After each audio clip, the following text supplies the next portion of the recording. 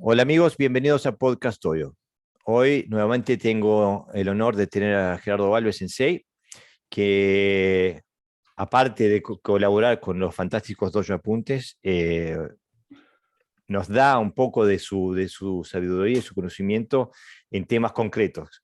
Y en estos últimos tiempos hemos estado discutiendo el tema de la transición del kata al kumite, la tradición combativa del karate, etcétera, etcétera. Entonces pensaba que qué mejor que ir a alguien que esté mucho más cercano a la fuente que yo. Y por eso le pedí a Sensei Gerardo si no nos podía hablar un poco de cuáles eran las metodologías de entrenamiento, de combate, eh, antiguamente y del karate original, clásico, del Ti de Okinawa. Bienvenido al podcast, Sensei. Bueno, muchísimas gracias, como siempre, acá en esta charla de amigos donde intentamos darle un poquito de luz a este oscuro mundo. Y digo oscuro porque realmente hay veces que este, la realidad se difuma en la noche de los tiempos y no podemos llegar a ver el concepto real de lo que es el karate, ¿no? Porque estamos tan bombardeados por información masificada que no siempre es la que nosotros necesitamos escuchar, ¿no? Entonces, bueno, esta es una enorme oportunidad, esta es una ventana enorme que nos brindás para dar voz a gente que, yo no digo que es porque tengan más experiencia que otros, sino que digo, tiene una experiencia determinada que puede volcar. Y eso es, básicamente. Yo sé que, Sensei, que no, tú haces siempre esfuerzos por no inflar tu persona, eh, pero de este lado de la pantalla estamos enormemente agradecidos porque sí, y lo dije en el podcast anterior, eh, no es posible o es muy difícil encontrar la información que tú tienes y el acceso que tú tienes. Y no solamente la información, pero la sabiduría, lo que has cultivado durante tantas décadas. Y le das acceso a la audiencia a escuchar de primera mano lo que tú sabes. Así que estamos súper agradecidos. Sensei, tírate al agua. Háblame un poquito sobre cuáles eran las prácticas de entrenamiento del Ti, donde se intentaba aproximarse a una aplicación de la técnica de karate. Eh, Primero quiero subrayar un error que es muy común que se comenta, ¿no? Dice, en Okinawa el karate era kata, Ujú. y eso es un error grande como una casa. En Okinawa, en los viejos tiempos, y esto es por cómo ha llegado a nosotros a través de la literatura de distintos maestros, el kumite dio forma al kata. Ujú. El kata se nutrió del kumite, porque esa es la realidad, no podemos verlo de otra manera. Entonces no puedo decir, no, porque la gente practicaba mucho kata, sí. ¿Por qué? Porque no existía el concepto de Quijón. Mm. O sea, el Quijón es el kata. Entonces, kumite y kata no pueden separarse, no hay forma de separarlo, porque está bien que yo escuchaba el otro día decir, qué bárbaro, gente que nunca hizo kata en su vida y cómo en sus técnicas se refleja el kata, porque es Mm. como la vida del ser humano, ¿no? Digo, el, los libros no se forman solos, se forman a través de palabras, oraciones, pensamientos que se van transformando y eso conforman los libros. Bueno, así se hicieron los kata. Se Claro, hicieron a través de oraciones que eran formas de combate que tenían los distintos practicantes, ¿no? claro, primero vino la vida y Claro. después vino Entonces, el concepto del kata, ¿no? no podemos ser tan románticos ni tan obtusos de decir, no, en Okinawa era solamente kata. Y eso lo escuché tantas veces que al final me revolvía el estómago, ¿no? Este, porque eso es algo incierto y aparte si uno se lo pone a pensar antes de decirlo, no lo diría. No lo diría.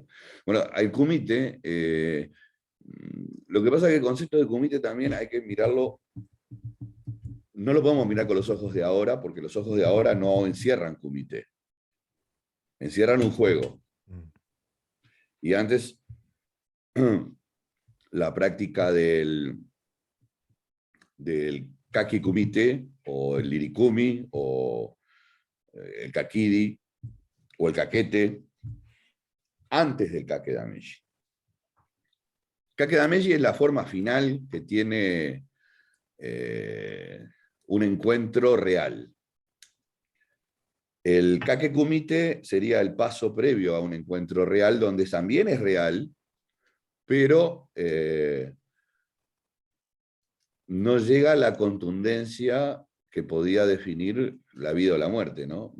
El kakedameshi, el kakekumite tenía siempre un veedor, alguien que cortaba frente a una opción peligrosa, ¿no? El kakedameshi era, o uno se rendía o quedaba en el suelo. Digo, era eso. Anterior al kakedameshi no sé lo que habría. No tengo ni idea porque no he leído nada que hubiera antes de kakedameshi como definición de pelea, ¿no? La palabra pelea en Japón se llama kenka, que es un poquito diferente, ¿no? El kakedameshi tenía una estructura que partía del kakidio, del kakete, ¿no? Hay todo un proceso de evolución en el trabajo que nace, que podría decir que nace de lo más inocente, que es el kakie. ¿Por qué digo que lo más inocente? Porque en el kakie lo que se prueba son el equilibrio, la sensación de conocer los movimientos que puede tener el oponente. Hay un trabajo emocional y psicológico en el kakie que luego me va a ayudar en el proceso hasta llegar a la confrontación. Pero lo más importante, en todo ese proceso, el contacto, y no hablo de contacto de golpe, sino el contacto de estar en contacto con mi oponente, es permanente. No se concibe la distancia, se concibe la aproximación. Sí, perdón. Para aquella parte de nuestra audiencia que quizás no practica el Kakie y no sabe lo que es, ¿podrías explicar un poquito qué tipo de ejercicios es? Sí. El kakie, básicamente, creo que la línea Shorin lo practica solamente la escuela Kyodokan, creo. O bueno, no. O todos los derivados de las escuelas, de la escuela Kyodokan, todos los derivados de los alumnos de Yuchoku Higa, practicaron kakie, ¿no? En mayor o menor medida, con mayor o menor entendimiento. Después viene la línea Nahate, que es la que más ha hecho hincapié en eso, por su formación china, donde tenemos un montón de ejemplos en el continente chino de trabajo de entrelazamiento de brazos, que significa que hay un puente entre dos personas, ¿no? El entrelazar habla de puente, siempre habla de puente, ¿no? O sea, yo no puedo enfrentarme a alguien si me separa un río. Cuando yo veo a dos personas que están separadas, hay un río de por medio, entonces no hay enfrentamiento. No sé si queda claro el concepto ese. Sí, para el que lo puede ver en YouTube, y ese ejercicio básico cuando uno está enfrente al otro con las manos Entrelazadas. entrelazadas, ¿no? O los antebrazos. Es decir, lo importante es que tiene que existir un puente, tiene que haber un punto de conexión entre dos personas para que exista el concepto. El kakie, como dije, nos va a ayudar fundamentalmente. Minoru Sensei hace mucho hincapié en el concepto de rozamiento, de contacto, de sensación, de sentir. Eso en la línea de Naha, nosotros no lo trabajamos de esa manera, pero en la línea de Goju, la línea Ton-Ryu, se trabaja más que nada empujando, ¿no? Es decir, hay como una suerte de empuje que tendría más connotación con el Tegumi, ya que lo que se pretende constantemente es tener al otro en desequilibrio, ¿no? Hasta poder lograr el punto donde mi ataque o mi movimiento va a ser mejor. En el caso del Kyodokan, por ejemplo, el concepto es mucho más liberal, mucho más, trabaja mucho en la circularidad y sí trabaja el punto de sentir cuando existe chincuchi en la otra persona, ese momento de contracción donde sé que lo que viene puede ser un ataque. Entonces ahí toma sentido entender los conceptos Chincuchi, Chakugan, la mirada, la respiración, el ibuki. Toma sentido porque, ¿por qué? Porque lo voy viviendo en el transcurso del mismo desarrollo de la técnica, ¿no? Porque yo te puedo hablar de Chakugan y la mirada, y sí, vos me miraste y ¿qué pasa? No pasa nada. No, pero la mirada en una confrontación dice mucho. En una confrontación donde los cuerpos están a punto de estallar, dice mucho. El chincuchi, que es la máxima, el látigo, la sensación de que voy a explotar, la siento a través del contacto. Si no, no la siento. O sea, la puedo sentir cuando hago makiwara, por ejemplo, cuando le pego a algo, pero no la siento cuando voy a desarrollar el movimiento. En ese momento, la única manera de sentirlo es cuando estoy con otro. El gamaku, la buena postura, vamos a decir, la postura donde mis glúteos y mi cadera está trancada, pero no mi movimiento está trancado. Yo puedo trancar mi cadera, puedo apretar mis glúteos y puedo moverme perfectamente, sabiendo que a partir de ahí está todo como un resorte para salir, ¿no? La respiración, o sea, sentir la respiración. Yo puedo ver al otro respirar cuando tengo una distancia determinada, o puedo no verlo, pero cuando estoy en un contacto, la respiración la voy sintiendo hasta en mi cara. Y también eso me está diciendo si está cansado, si está nervioso, si está ansioso. Es decir, hay un montón de cosas que solamente es el contacto a través del kakie que me lo permite, ¿no? Cuando el kakie se hace de una manera abierta, cuando es empujar y empujar y empujar y empujar y empujar, es solamente cuánto más voy a aguantar mi brazo. En el kakie, en el Kyodokan, los brazos se cambian constantemente. La rotación también se cambia constantemente. Por lo tanto, hay una perspectiva que mira desde ángulos y no desde una línea recta, sino que al cambiar yo cambio el ángulo, al cambiar estoy constantemente cambiando el ángulo, y me permite tener un taizabaki que pueda ser ágil, rápido, que me pueda sacar de la situación sin perder el contacto. ¿Ah? La sensación de Sanshin, ¿no? De la posición exacta, que no es una posición preestablecida, es exacta porque es la que me permite el momento. No es lo mismo decir, ahora tenés que hacer Senkutsudachi, ahora tenés que hacer Nekuashi, ahora tenés que hacer Sanchindachi. No, el momento y la interacción es la que me permite ver cómo juegan mis pies.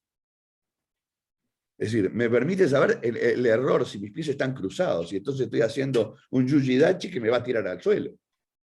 O sea, nunca puedo permitir que esas cosas sucedan. Por eso es que cuando hablamos de kakie como elemento primario en el conocimiento de la confrontación, lo veo como algo fundamental. O sea, fundamental para el entrenamiento de karate, ¿no? Fundamental para el entrenamiento de karate, no importa el estilo, no importa, no, es fundamental. Ahora, existen muchos tipos de kakie. Existen muchos tipos de kakie que a pesar de que todos apuntan al mismo fin, nos dotan de distintas perspectivas.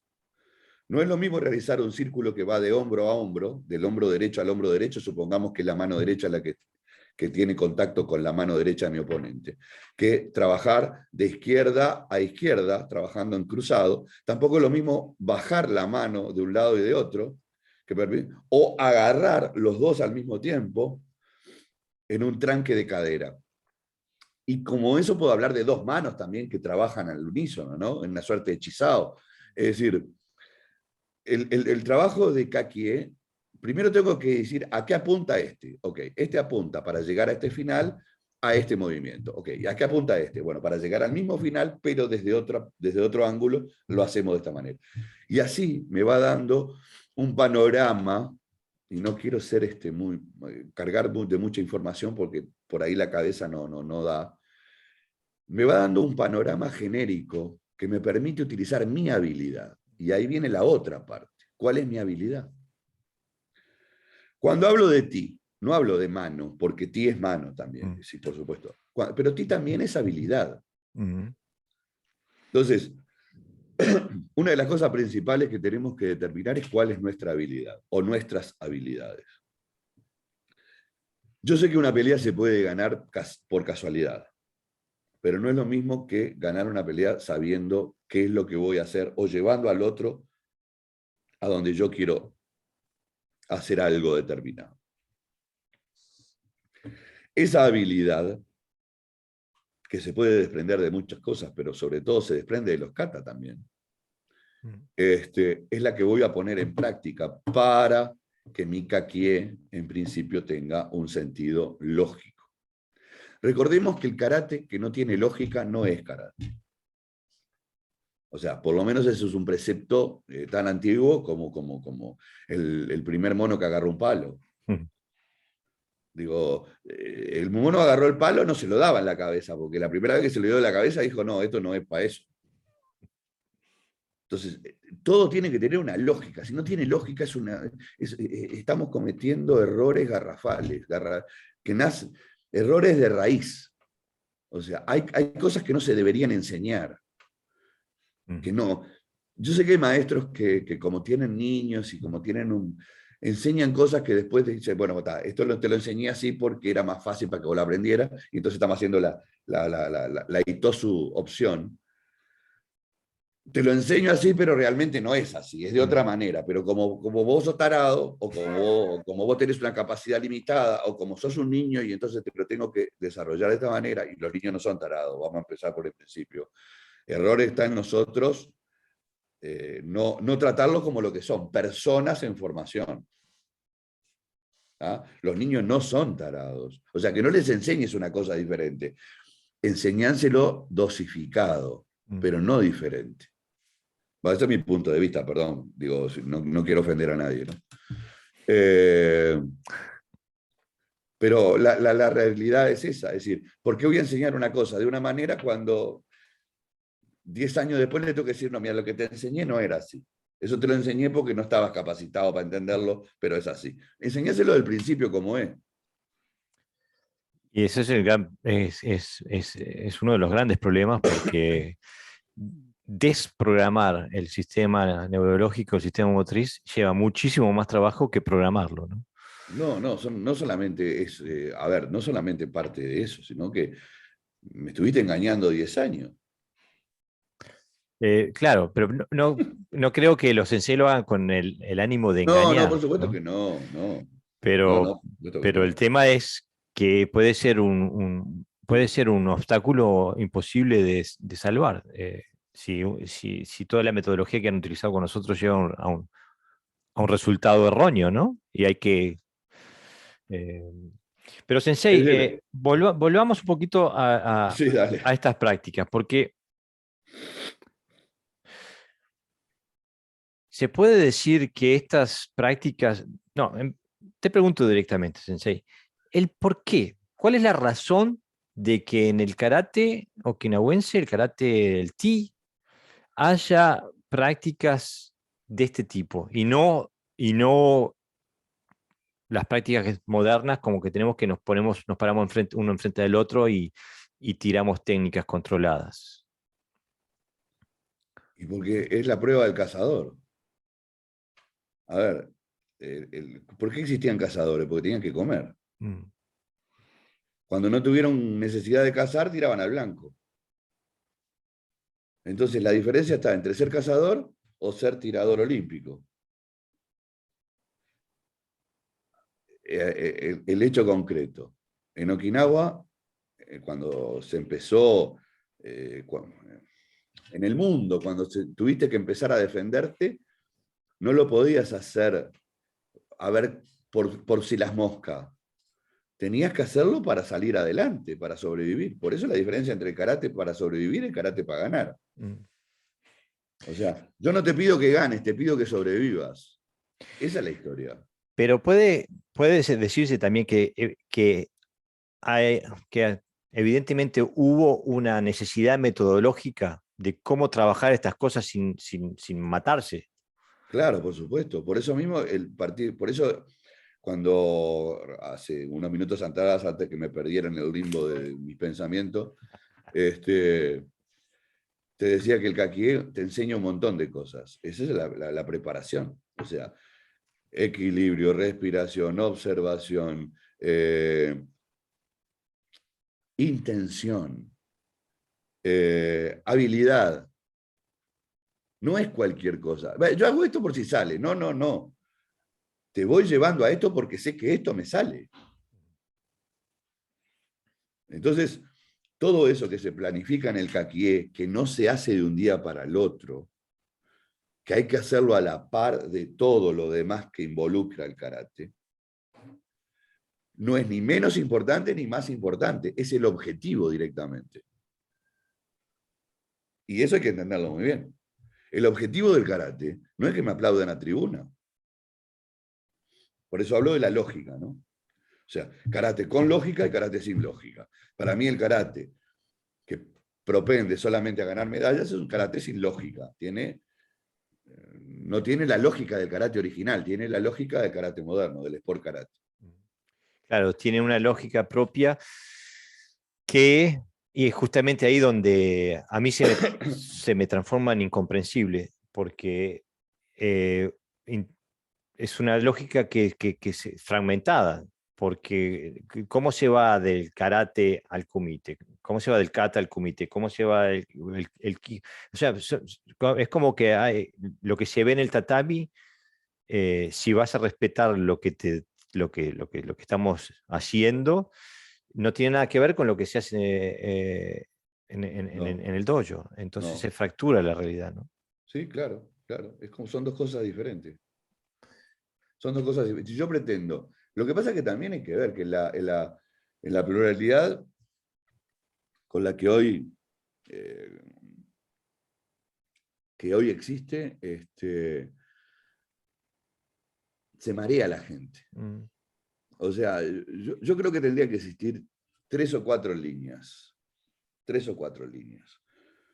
Y de esas 3 o 4 líneas, cada individuo genera su propio sistema. Que no es lo mismo que crear un estilo de karate, no. Es decir, mis maestros me enseñaron determinada cosa y yo la aplico a aquellas cosas que se acondicionan a mi edad, a mi tiempo, a mi velocidad, a mi ritmo, a mi inteligencia. Es decir, yo no estoy transformando nada, simplemente de todo lo que me enseñaron, utilizo aquellas cosas que para mí me van a llevar a que sea efectivo lo que hago. ¿Ah? Es decir, a mí no me sirve de nada hacer un Yoko Tobigeri si no lo puedo aplicar a medio metro de distancia. ¿Para qué quiero hacer Yoko Tobigeri? ¿Para tirar a alguien del caballo? ¿De qué caballo? De A la mí me encantaba motoneta. hacer Yoko Tobigeri y me sacaban una foto magnífica y era precioso. Digo, ¿a quién miércoles le voy a pegar un Yoko Tobigeri? Dios mío. Para bajar a alguien de la motoneta. Digo, yo tengo una foto que salió en tapa de revista haciendo un Yoko Tobigeri preciosa, la tengo encuadrada. Pero para la foto. Claro.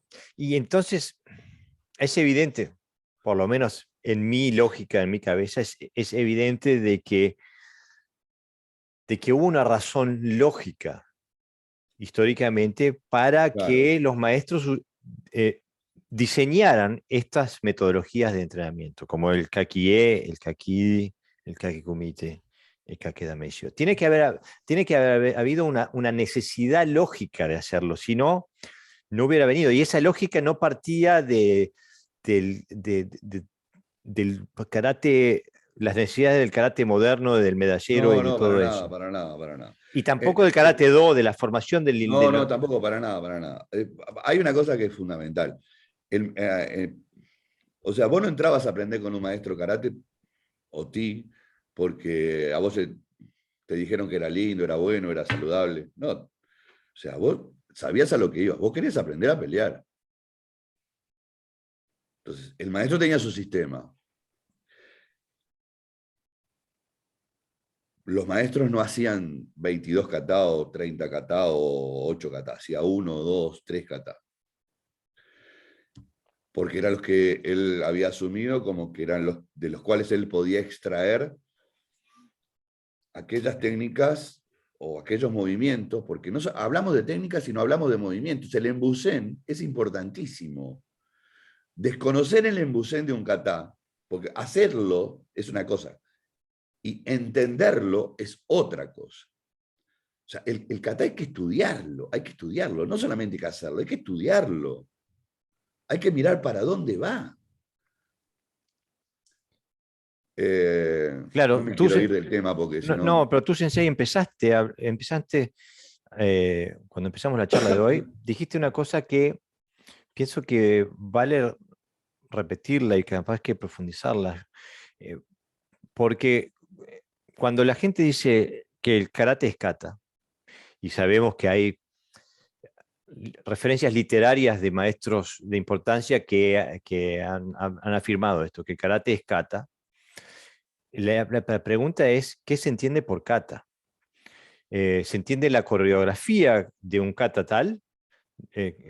¿O se entiende como kata todo el cuerpo conceptual técnico que se encierra dentro del kata? Entonces, Y eso cuando es el tú, kata, eso es el claro, porque concepto. cuando tú dices el embusen, hay que estudiarlo, hay que comprenderlo. El embusen nos está dando unos parámetros de movimiento en relación a un enemigo. A situaciones, no, no, porque un kata nunca pelea contra un... El kata hay que seccionarlo, diseccionarlo, no seccionarlo, diseccionarlo. Hay que hacer un trabajo de laboratorio, ¿Mm? romperlo de tal manera de que pueda haber esa técnica o ese pequeño grupo de técnicas que a mí me posibilita trabajar una acción. Ujú.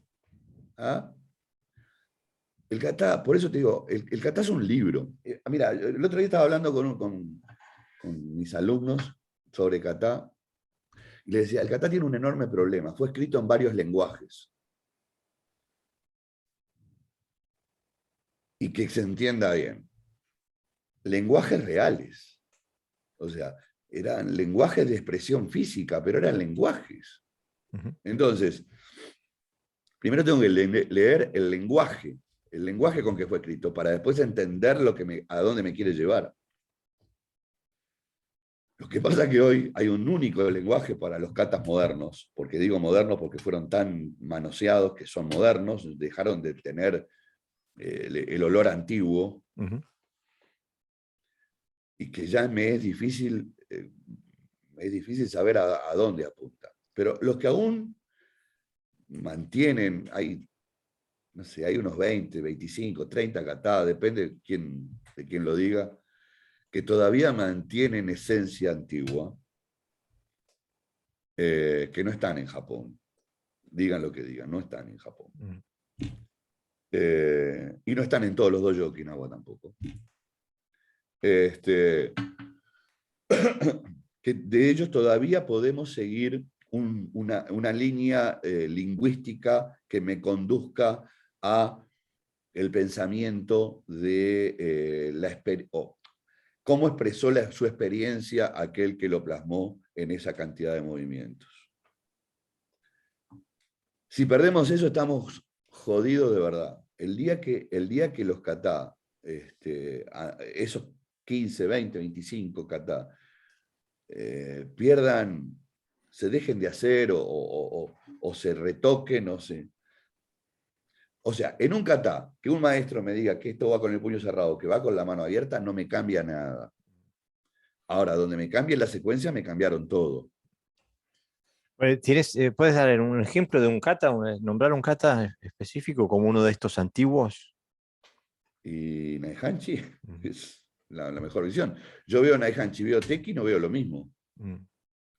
No veo lo mismo. No veo el Namiashi, por ejemplo, o el Namigaeshi, que se hace en el Yorin, por ejemplo. Y no en todo Yorin, pero bueno, en el Yorin en general. Cuando lo veo, esa pierna recontra levantada en el Teki, no hay relación porque no hay forma de levantar la pierna para hacer ese movimiento de avance, de desplazamiento. En el Hanchi, por ejemplo, trabaja mucho la contracción de la pelvis, Mm. o sea, un gamaku muy, muy, muy pronunciado, justamente porque cuanto más contraído esté, más explota la técnica. En el Teki, por ejemplo, la cadera está totalmente abierta. Los movimientos son totalmente abiertos. Entonces, no puedo reconocer en el Teki al Naihanchi y por lo tanto no puedo reconocer el lenguaje. En el Naihanchi reconozco un lenguaje, en el Teki lo que miro son movimientos. Y Pero te puedo eso, nombrar prácticamente el Kusanku y el Kanku. A ver, el Kanku es un remake del Kusanku.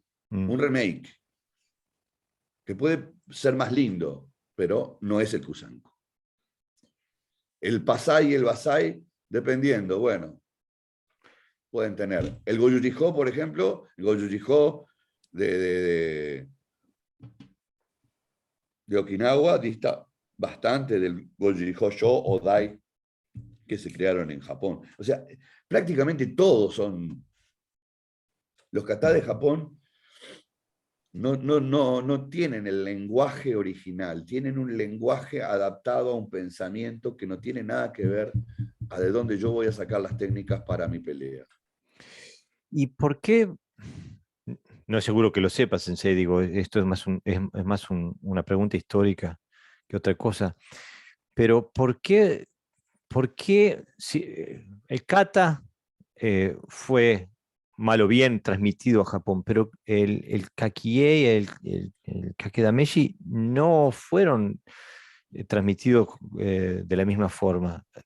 ¿Tienes una idea de por qué? ¿Cuál es la razón de que no se haya exportado esa parte del karate? Yo te pongo un ejemplo. Es prácticamente imposible que ningún karateca antiguo de Okinawa no manejara Sai y Bo. Ujú. Prácticamente imposible. Es prácticamente imposible que no manejara una de las dos o las dos. Después las otras armas son otra cosa.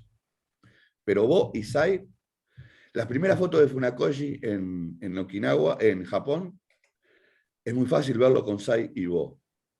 ¿Por qué no se practica Sai y Bo en Shotokan, por ejemplo? Buena pregunta. Es lo mismo que estamos hablando ahora.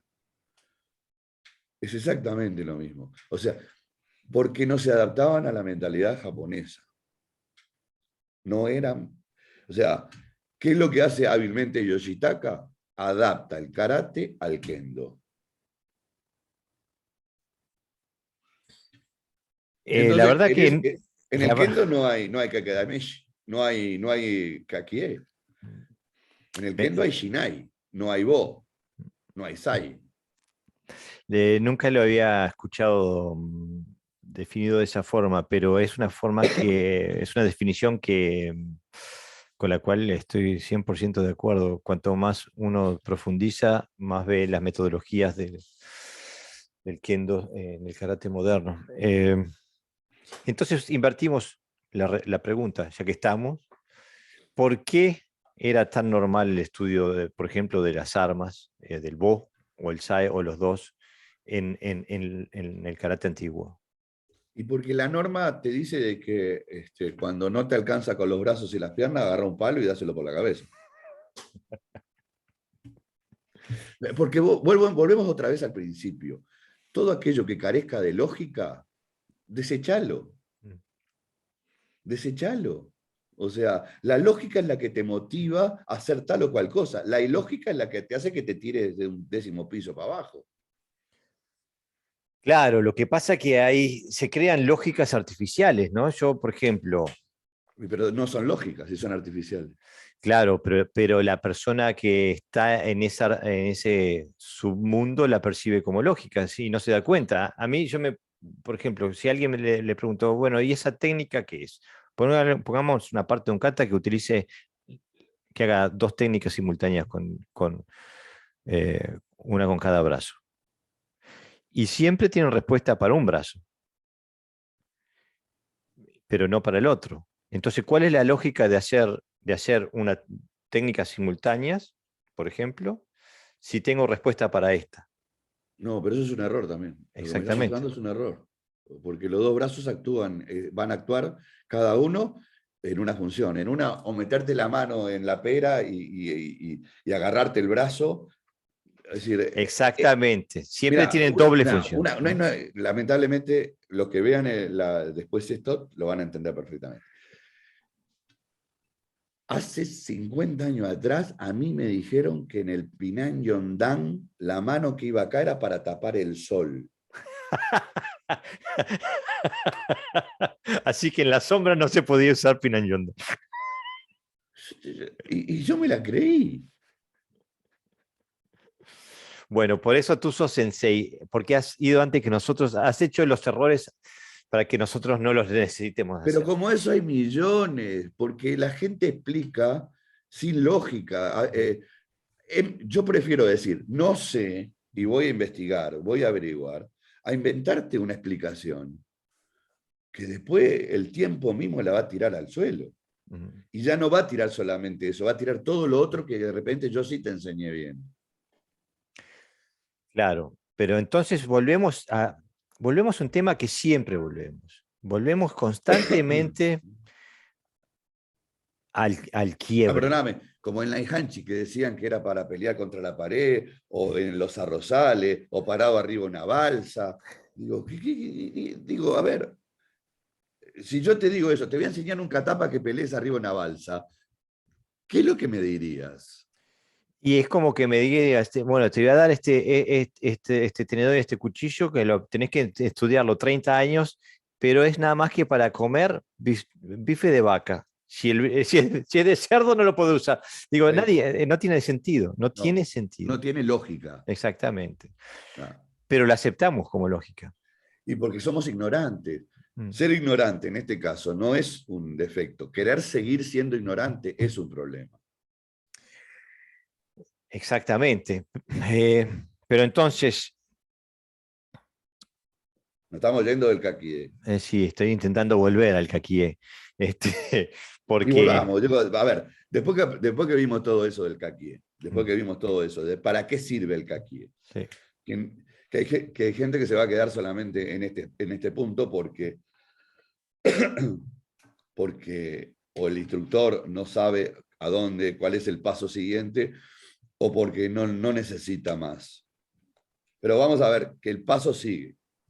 Del Kakide pasamos al Irikumi. ¿Qué es el Irikumi? El Irikumi viene desde la época, realmente aparentemente fue Ankichi Arakaki,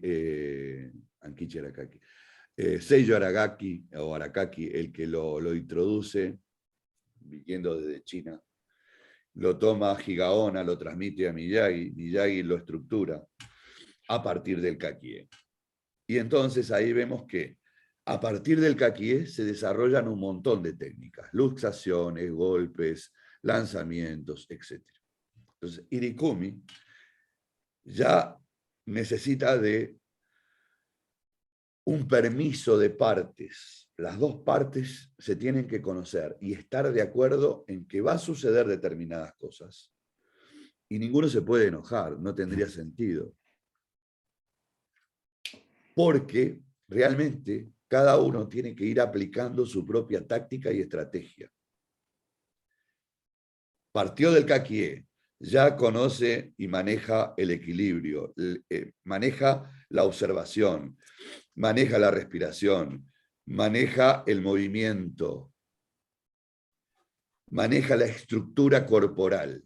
Bueno, ahora hay que aplicar, hay que aplicar. Entonces pasamos al Irikumi, el segundo paso.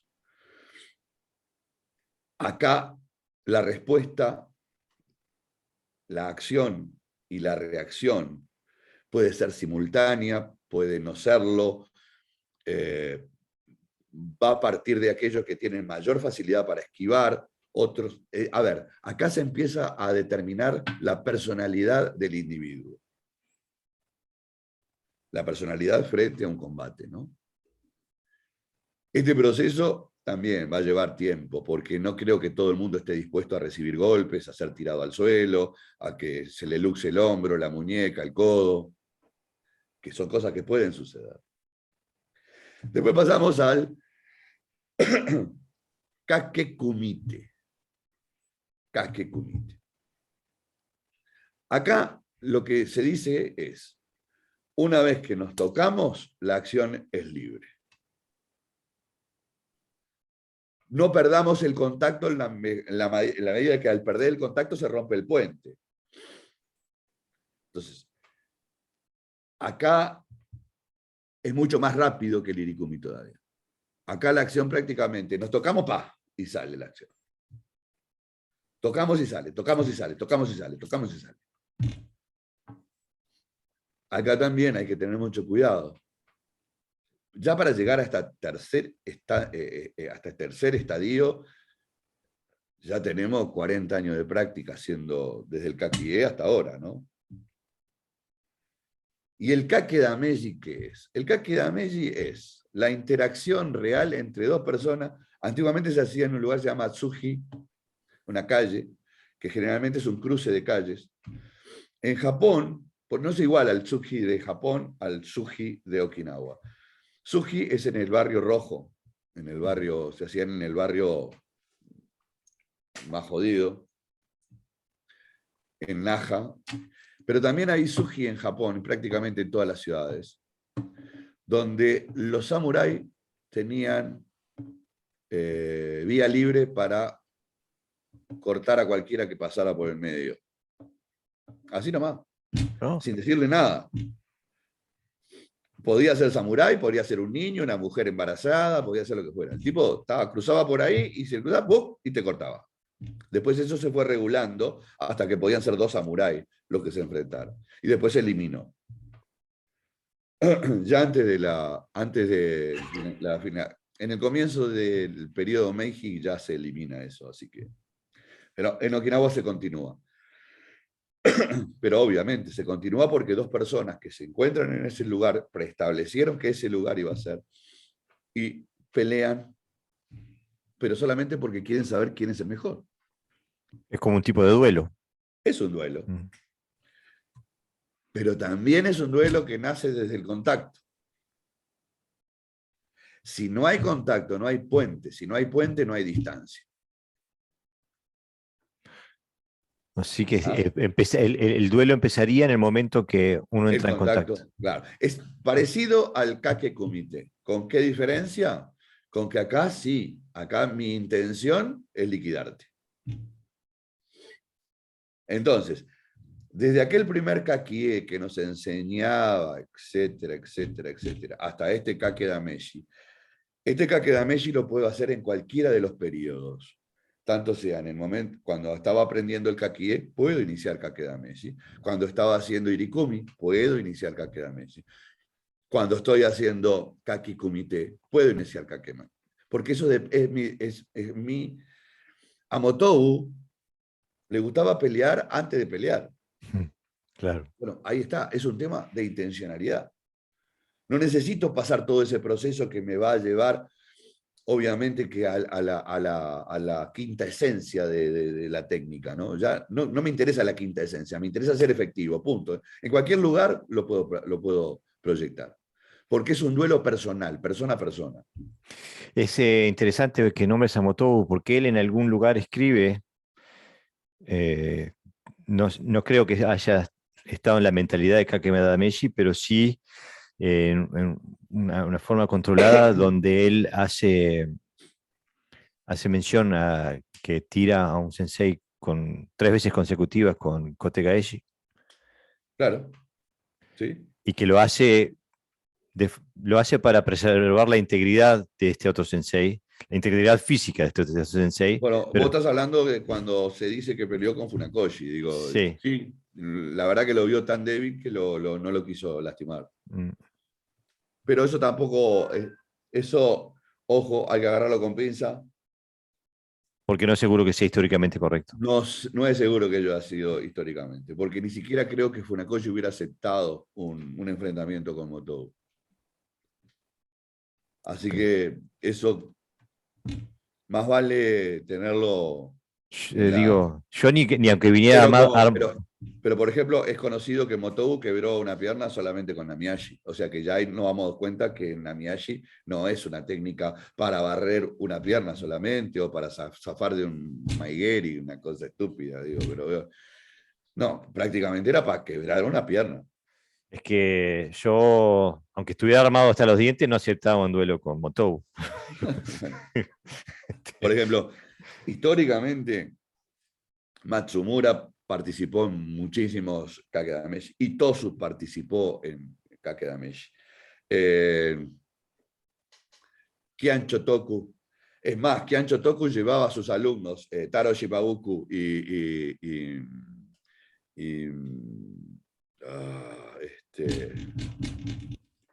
bueno, y a otro más, los llevaba justamente a Sushi, al barrio rojo, para que se pelearan. Primero para que se mamaran, para que tomaran bastante. Y después que estaban tomaditos, los largaba. Y Uchoku Higa perdió un ojo. O sea, Wow, ciego, era ciego de un ojo en un Kakedameshi, wow. el ojo izquierdo. O sea que. Entonces, a esa gente, ¿vos qué le vas a decir? ¿Que no es cierto lo que hace? Por lo menos lo ha puesto a prueba, ¿no? Como dice, han puesto Entonces hay que parar la oreja o cuando dicen algo, en el error o en el acierto, hay que respetar lo que dice. Entonces, casi podríamos definir, ¿puede haber karate sin kakie? Sin irikumi, sin kaki, sin kake kumite, sin kake dameshi. No. No, bueno, sin Kake Dameji sí, por supuesto, pero por lo menos sin Kaki, ¿no? O sin Irikumi al final. Mm. No, no. A ver, puede haber karate sin pelear y puede haber karate sin pelear, pero sin entrenarse para pelear, no. Mm. Eh, el tema es que... A ver, no existe el karate lírico. A ver, yo sé que hay mucha gente que le gusta el karate lírico, romántico, ser Quan Chan Kane, y yo sé que existe. Yo también creí en eso, y yo también me inicié en ese. Pero la realidad, el foco de la realidad te va llevando a apuntalar a un objetivo. ¿Para qué miércoles hago karate? Mm. Eh, por supuesto que puedo hacer karate para sentirme bien, para tener una vida saludable, para hacer amigos, para tomar cerveza, puedo hacer karate por muchas razones. Pero la finalidad que un practicante serio, objetivo, tiene es una sola. Y los métodos para llegar a eso los tenemos todos, Por lo menos los tenemos todos cuando partimos de cosas que son reales. Por eso hay que ir a buscar por qué hoy tantos maestros de Japón van a Okinawa y buscan y buscan. ¿Por qué? Y porque aunque hoy por hoy el karate de Okinawa se está diluyendo, porque los maestros se están muriendo y los que vienen atrás por ahí no tuvieron tiempo de recepcionar toda la experiencia, aún se conserva la memoria empírica que formó el karate. Hay que Y aunque irse. no exista la práctica empírica, la memoria empírica va a llevar a cada uno, si es su objetivo, a hacerlo real. Exactamente. Sin memoria empírica no hay nada. Y las metodologías basadas en esa memoria empírica siguen vigentes. Sí, sigue vigente, sí, sin lugar a duda. Sí. El karate va a morir el día que alguien diga, no hacemos más esto. Entonces ahí se murió el karate. Pero mientras haya quien mantenga la memoria empírica, mientras haya entendido por qué nació, por qué se formó, eh, por qué tuvo vida durante tanto tiempo y lo quiera seguir manteniendo, no se va a morir nunca. Lo que pasa es que va a ser cada vez, va a estar siempre, el karate siempre estuvo en pocas manos. El karate nunca tuvo 100.000 adeptos en Okinawa, porque no había 100.000 personas. Entonces, ¿cómo puede ser que hoy haya 120 millones de personas en karate? No, no son 100. Hay 120 millones de personas que se ponen karate. Antes no usaban karate. Bueno, sí, y ese es un temón que da para profundizar en un episodio aparte, ¿no? Muy No interesante, para, está muy interesante eso, claro. y no para negar nada de lo que se practica por ahí, pero hay que estar claro, tener claro qué es lo que se hace, ¿no? No vender gato por liebre, este, que puede ser el caso.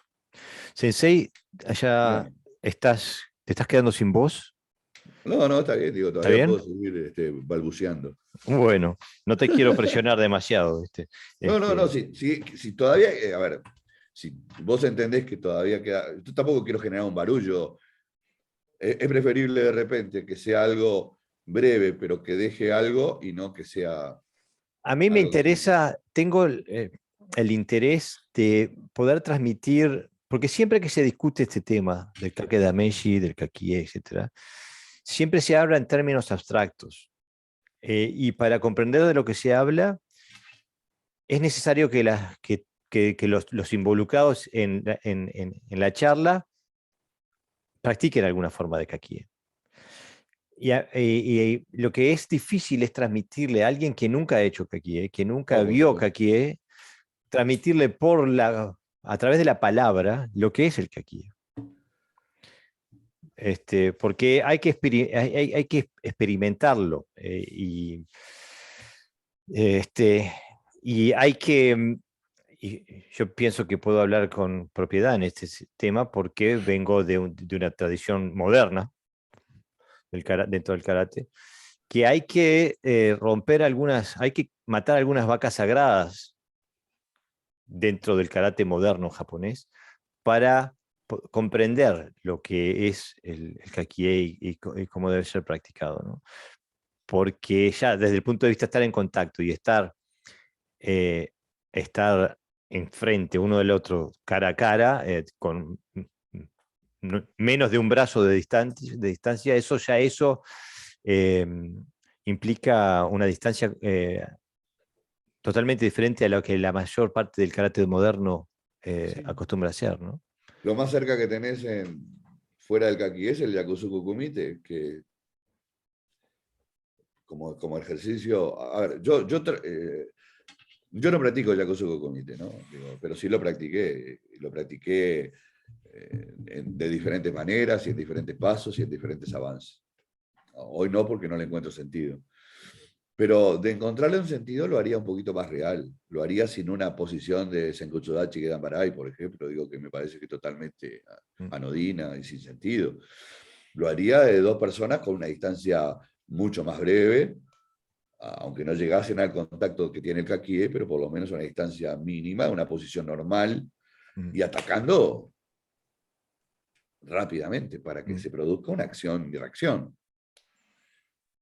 La manera que yo veo al Yakusuku Kumite que me pueda servir como patrocinador después de un trabajo más profundo sería de esa manera. De otra manera no lo comprendo. No comprendo algo. Yo por eso digo,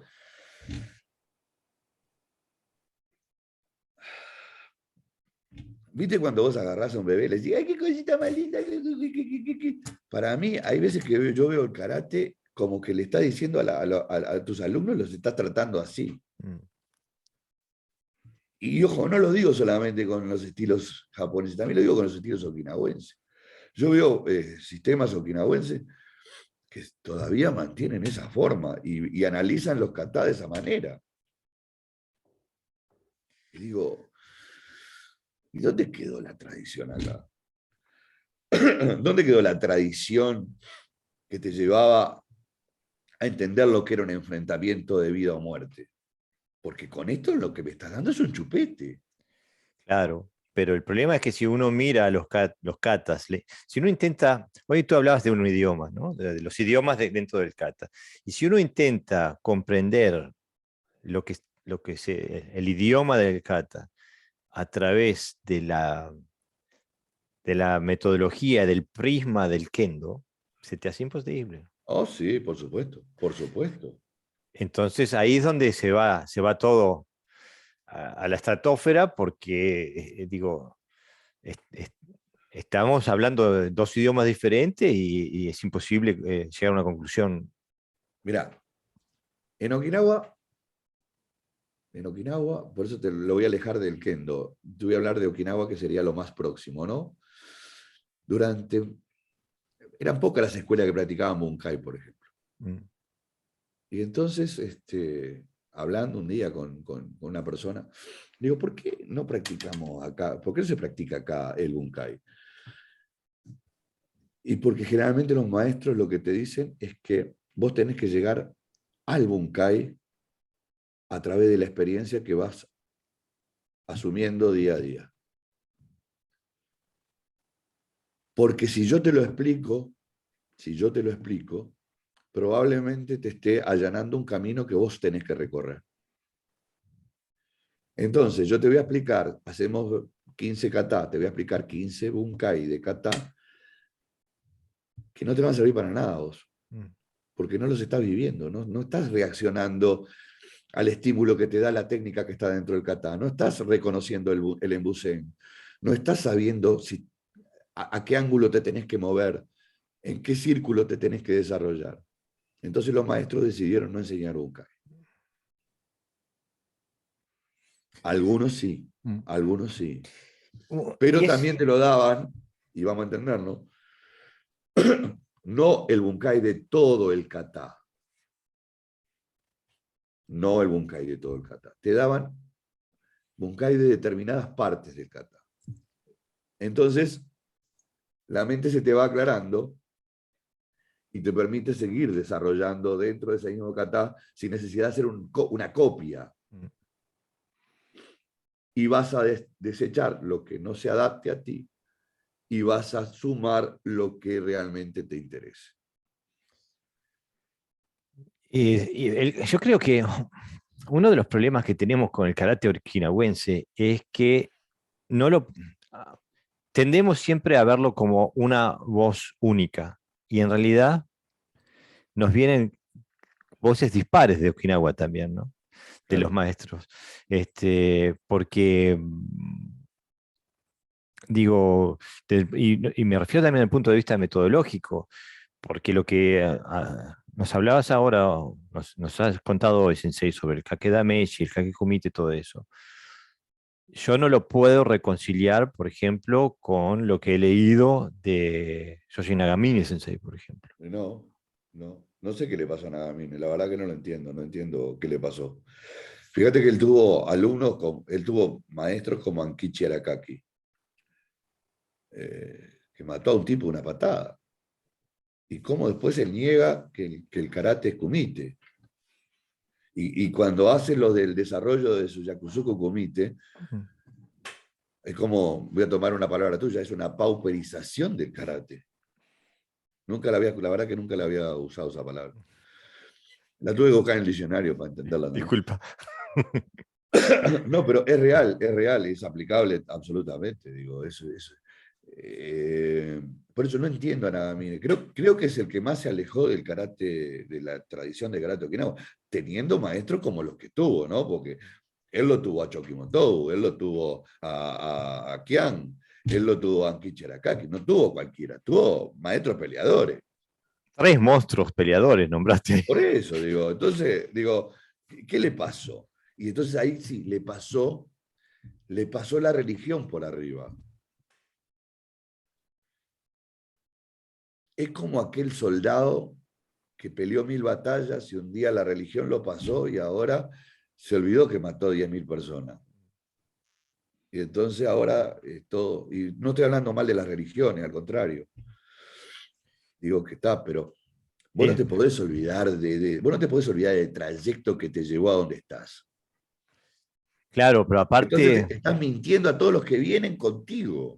por eso, porque en el momento que se habla, se empiezan a hablar genéricamente, y un sensei de este calibre dice, el karate no es kumite, digo, el karate que él vive hoy, pero el karate que lo formó a él, sí era kumite, No, ¿no? pero aparte de la cosa, yo puedo decir, kata es karate, Mm, y lo puedo decir con absoluta vehemencia, pero cuando digo esto, estoy diciendo que kumite es kata y kata es exactamente, karate. exactamente, Porque exactamente. si no existiera el kumite, no existe el kata. No, claro. No, eso es, justamente, es que el kata el kata es el mapa, pero el mapa se recorre en el kumite. Digo, no, el que A yo ver, tenga. vos tenés que hacer una desconstrucción de los kata o de aquel kata que te interese. Y Mm, vas a ver una maravilla de cosas, de las cuales el 70% no te van a servir para nada a vos, mm, pero te va a servir un 30%. Y ese 30% va a formar tu pelea. exactamente. Y de eso se trata, de que cada uno termine internalizando su karate, ¿no? De estas Exacto. Ese es el fuentes. ti, ese es el ti. Mm, ¿Ah? Es decir, el ti es habilidad, como dije, como empecé esta charla. Si vos ves ti mano no me dice nada, me da la mano, ¿qué tal, cómo andás? Digo, no, no, habilidad, habilidad. Hay que buscar la habilidad. ¿Para qué soy hábil? exactamente. Y ese es, y bueno, pienso que esa es lo que define al karateca del jugador de karate, del karate player, ¿no? Claro, claro, claro. Lo que pasa es que cada vez son más los players. Mm, Lo que pasa es que el game, el juego, cada vez da más juego. mm, claro. Lo que no entiende la gente, que de 50 personas que hay en un dojo donde se enseña sport karate, capaz que ni una o una llegan a un podio. Mm, Todo lo demás están haciendo ejercicios. Ejercicios que buscan un objetivo al que nunca van a llegar. Mientras que los que hacen karate de verdad, o los que hacen karate pensando que es de verdad, con bases serias, no van, el objetivo que es pelearse, probablemente no lo tengan nunca, mm, pero van a estar preparados para. exactamente. ¿Ah? Es decir, no es necesario hacer karate para pelearse, no, pero para tener, eh, ¿cómo podría decirlo sin que esto pudiera ser peyorativo? O sea, quien se prepara para pelear, aunque nunca pelee, va a estar siempre preparado. Para un pasión, decía los romanos, ¿no? Que para prepararse para la paz hay que estar preparado para la guerra. Obviamente, Si no, sos débil obviamente. simplemente. Y el gran tema es, yo pienso que toda esta discusión, todo este tema, ese otro karate tiene su razón de ser y está genial. El problema es cuando se hace una cosa y se cree que se está haciendo la otra. Ahí está. Esa es una lucha constante que yo tengo. A mucha gente no le cae bien. ¿Qué vamos a hacer? Cada uno es como es. Eh, pero no le vendas gato por liebre a la gente, porque lo más probable es que los saltitos esos no lo conduzcan a nada. Claro. Eh, yo hace un tiempo estaba dando un seminario eh, hablando sobre el análisis de kata y los aspectos tácticos que se podía aprender. Y mientras yo hablaba de eso, un muchacho hacía Surikomi Ushiro Geri, Surikomi Ushiro Mabashi Geri. Daba el saltito y daba la patada. Sí, sí, sí, sí. ¿No? Pum, pum, pum, pum, pum, pum. Y yo pensaba, pero no debe estar registrando lo que yo digo, porque de todas las técnicas del karate moderno, pienso que esa es la más peligrosa para uno mismo, desde un punto de vista Mira, de yo te voy a defensa contar personal. algo. En mi época como competidor, a mí no, nunca fui buen competidor. No importa, salí campeón, estuve en una selección, fui entrenador de la selección, no importa. Nunca fui bueno. No sé, tengo una personalidad determinada que capaz que hace que lo que haya hecho, aunque no haya sido bueno, haya quedado ahí, Generado resultado. haya dado resultado. Cuando vi a la gente de Curazao y a la gente de Holanda haciendo Uramawashi-geri en el año 88, cuando en Uruguay no salías del Yakusuku Maigeri, Maigeri a veces, Yakusuku Kisami, era imposible. Entonces, estando en Holanda, vi justamente a varios de Curazao que vivían en Holanda, que peleaban por Curazao, pero también podían pelear por Holanda, entrenar el Uramawashi-geri y bueno, me dediqué a estudiarlo y a entrenarlo. Y a partir de ahí lo enseñé también dentro de Uruguay. Y algunos alumnos míos con mucho éxito hicieron Uramawashi-geri en el momento donde nadie lo hacía. Después ya se difuminó en el tiempo y ya hoy el Uramawashi-geri es una técnica normal y común, ¿no? Pero en aquel momento, es más, el movimiento de desplazamiento en salto, pero haciendo Tenshin, haciendo diagonales en salto, también lo traje de Holanda.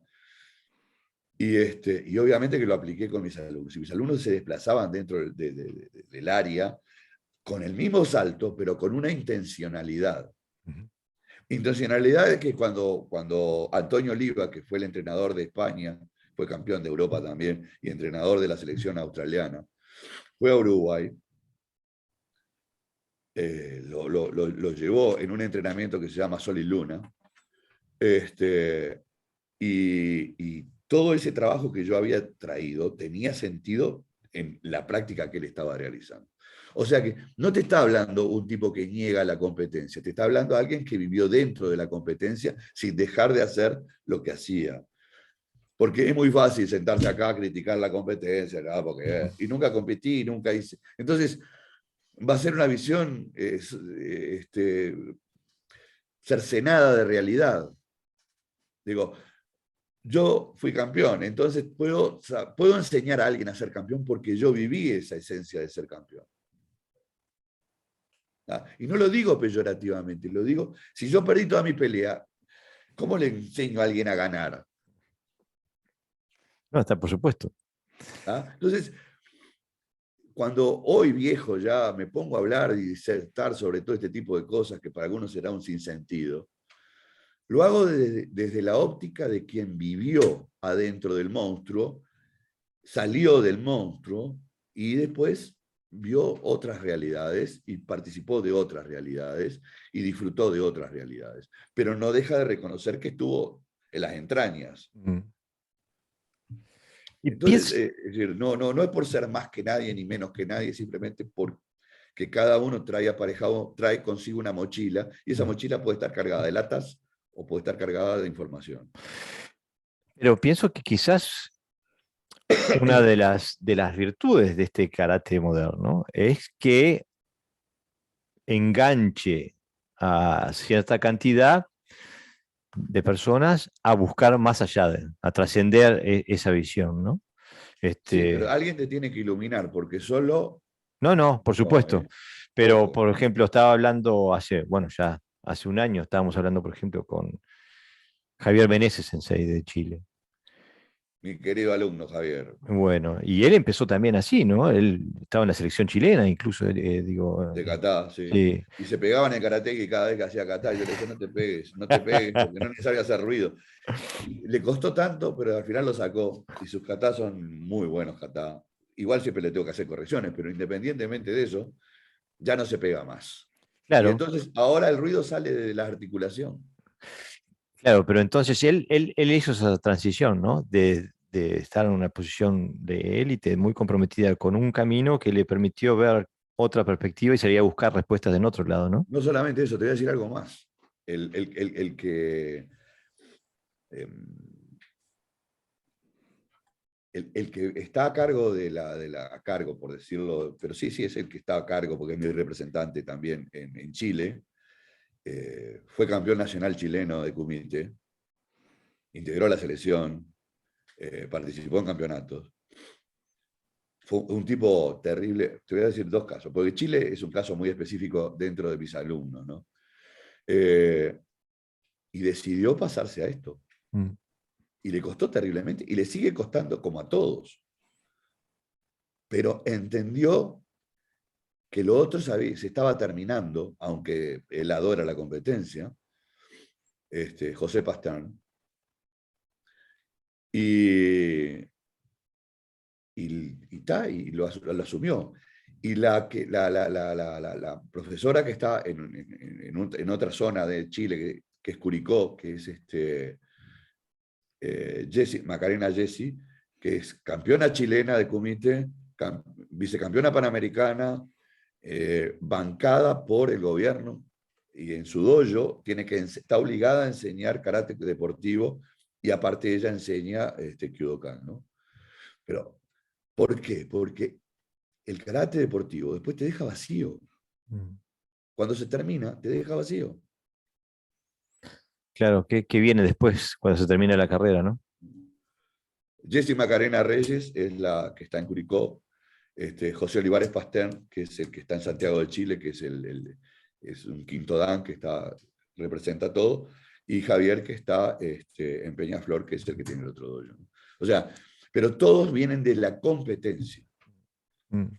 Por eso digo, capaz que hay una virtud en eso, de que algunos, estábamos el otro día hablando también con Víctor Mejía Sensei, que también, de España, que también tuvo una carrera deportiva de élite total.